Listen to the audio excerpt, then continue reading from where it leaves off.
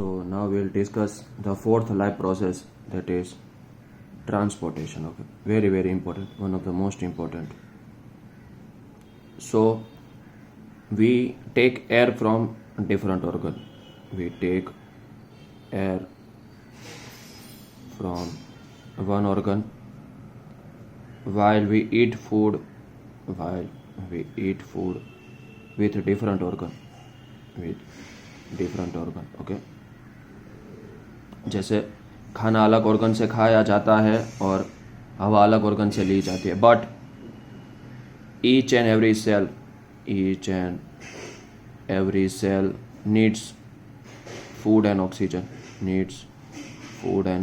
हर एक सेल को क्या चाहिए, फूड भी चाहिए, और हर एक सेल को क्या चाहिए, ऑक्सीजन भी चाहिए। तो कुछ होना चाहिए कि ये जो खाना जहाँ पे होता है वहाँ से हर each and every cell, so there must be transport system to transport this food and air to each and every cell of body, कि हर एक सेल तक पहुंचाने के लिए ट्रांसपोर्टेशन सिस्टम होना चाहिए। तो ट्रांसपोर्टेशन सिस्टम में मेन रोल कौन प्ले करता है, ब्लड। तो blood is a fluid connective tissue. Blood कैसा है, एक लिक्विड है और कनेक्टिव टिश्यू है। कनेक्टिव टिश्यू मतलब क्या होता है कि पूरे बॉडी को ज्वाइन करता है, सब ऑर्गन में जाता है। हमारा जो ब्लड होता है it travels in each and every organ, okay. तो सब चीज़ यही करता है। Now excretory system, excretion. तो हम जो खाना खाते हैं ना, और हमारा बॉडी प्रोसेस से उससे एनर्जी निकालता है। वी जनरेट सम वेस्ट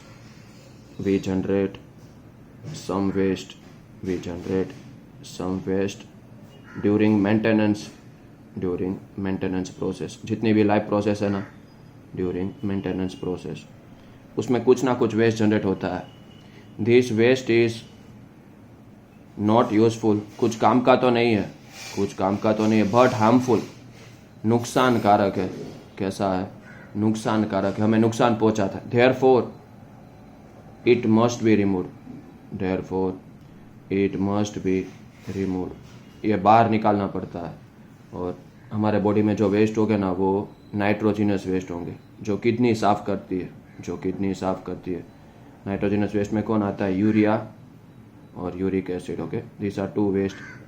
तो एक्सक्रीटरी सिस्टम के लिए भी हमारे बॉडी में स्पेशलाइज एक ऑर्गन होता है जिसको किडनी बोलते हैं। क्या बोलते हैं, किडनी। तो वेस्ट भी किस में आता है, ब्लड में ही आता है। Waste is also transported in blood. Waste भी कहाँ पे ट्रांसपोर्ट किया जाता है, ब्लड में ही ट्रांसपोर्ट किया जाता है। और blood is purified in kidney. ये जो ब्लड होता है ना, वो किसके अंदर प्योरीफाई होता है, किडनी के अंदर। और किडनी के अंदर ऐसी क्या चीज़ें हैं जो ब्लड को प्योरीफाई कर रही है, तो देयर आर नेफ्रॉन्स। क्या होते हैं, नेफ्रॉन्स होते हैं। हमारे लेसन का लास्ट टॉपिक और सबसे इम्पोर्टेंट टॉपिक, ओके। तो ये है बेसिक डिटेल सारे के सारे लाइफ प्रोसेस के बारे में। तो अब तक हमने कितना सीखा, न्यूट्रिशन मतलब इनटेक ऑफ फूड, क्या सीखा, न्यूट्रिशन, ओके। बाद में क्या सीखा, डाइजेशन, कॉम्प्लेक्स फूड को सिंपल फूड बनाना। तीसरा सीखा हमने रेस्पिरेशन, कि जो खाना खाया है ना उससे एनर्जी निकालना। चौथा क्या सीखा, ट्रांसपोर्टेशन, कि जो एनर्जी निकला है उसको ट्रांसपोर्ट करना, क्योंकि हर एक सेल को एनर्जी चाहिए होता है, ओके। और पांचवा क्या सीखा हमने, एक्सक्रिएशन, की जो वेस्ट है ना उसको बॉडी से बाहर निकालना। अब एक क्वेश्चन है हमारी बुक में कि व्हाई इज डिफ्यूजन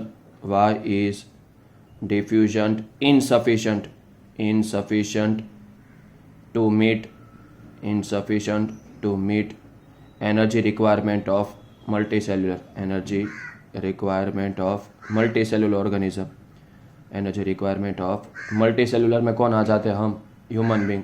मल्टी मतलब मोर देन वन, और सेल्यूलर मतलब cell, for multicellular organism, okay. जबकि यूनिसेल्यूलर के लिए वो काफ़ी है। तो ऐसा क्यों होता है, तो सोचो कि अमीबा है, एक सिंगल सेल ऑर्गेनिज्म है, ये उसका न्यूक्लियस है। ओके, दिस इज अमीबा, और ये उसका सूडोपोडिया है, ये उसका सूडोपोडिया है। ओके, और ये उसका न्यूक्लियस है, ये उसका न्यूक्लियस है। ओके, न्यूक्लियस मेन होता है, ऐसे कोई भी सारी एक्टिविटी सेल की कौन कंट्रोल करता है? न्यूक्लियस। तो it is made up of one cell, it is made up of one cell, made up of one cell. So its energy requirement is less, its energy requirement is less, energy requirement is less. और इसका पूरा body surface is, ये पूरा body surface है ना इसका, वो किसके साथ कांटेक्ट में है? वो एनवायरनमेंट के साथ कांटेक्ट में। The body surface of amoeba, okay, the body surface of amoeba, हमारा जो अमीबा है ना उसका जो बॉडी सरफेस है ना, complete body surface of amoeba, complete body surface of amoeba is in contact with environment, is in, सही है, वो पूरा का पूरा उसका बॉडी होता है ना वो एनवायरनमेंट के साथ कांटेक्ट में होता है, is in contact with environment. तो डिफ्यूजन से उसको सफिशिएंट एनर्जी मिल जाती है। अब डिफ्यूजन क्या होता है वो देख लेते हैं पहले। 9th का टॉपिक है डिफ्यूजन एंड ऑस्मोसिस। डिफ्यूजन मतलब क्या होता है? Exchange of carbon dioxide and oxygen, exchange of oxygen and carbon dioxide from high concentration to low concentration, high concentration to low concentration. और ऑस्मोसिस क्या होता है? वाटर एक्सचेंज, क्या होता है? Water exchange from high to low, okay, high to low. अब क्या होता है थोड़ा सिखा दूं मैं तुमको। जैसे यहाँ पे ऑक्सीजन ज़्यादा है और यहाँ पे कम है, तो यहाँ से यहाँ की ओर मूव करेगा, यहाँ से यहाँ की ओर क्या करेगा? मूव करेगा। इसको क्या बोलते हैं? हाई कॉन्सेंट्रेशन से लो अपने आप करेगा, it will be on its own, it will be on its own, उसमें हमारा कोई हाथ नहीं होगा। अब ह्यूमन में डिफ्यूजन से क्यों काम नहीं चलता? तो हमें पता है हमारे पास कितने सारे इंटरनल ऑर्गन्स होते हैं, लंग्स ले लो, हार्ट ले लो, और उसमें भी सेल होते हैं, तो वो एनवायरनमेंट के साथ डायरेक्ट कांटेक्ट में नहीं है। इन ह्यूमंस या in multicellular organism, in multicellular organism each and every part is not in direct contact with environment, is not in direct contact, not in direct contact with environment। Okay, तो ये उसका answer है कि हमारा पूरा body environment के साथ direct contact with environment. Okay, environment के साथ डायरेक्ट कांटेक्ट में नहीं है। ओके।